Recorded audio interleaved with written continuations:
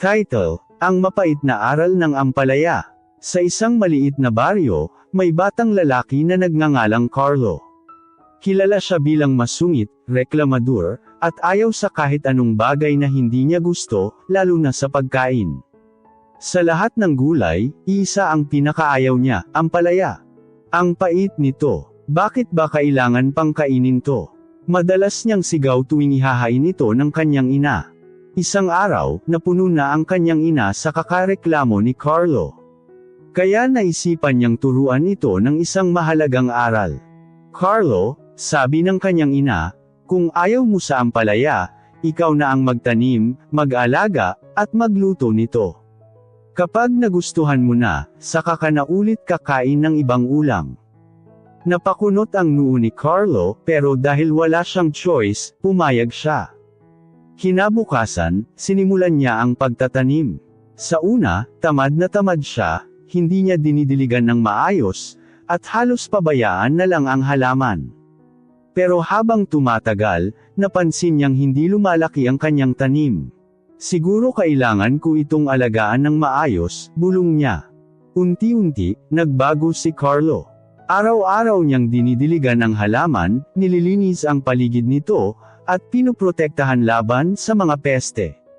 Lumipas ang ilang linggo, at nakita niyang namunga na ang kanyang ampalaya. Wow! Ako ang nagtanim nito, sabi niya na may halong tuwa at pagmamalaki.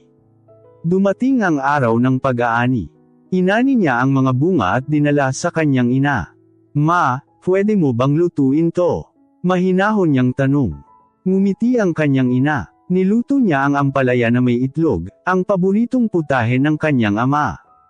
Habang kumakain, nag-aalangan si Carlo.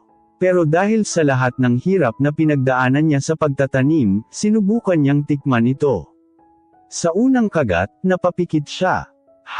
Mapait pa rin, sabi niya. Pero sa pangalawang kagat, napansin niyang may kakaibang sarap din pala ito.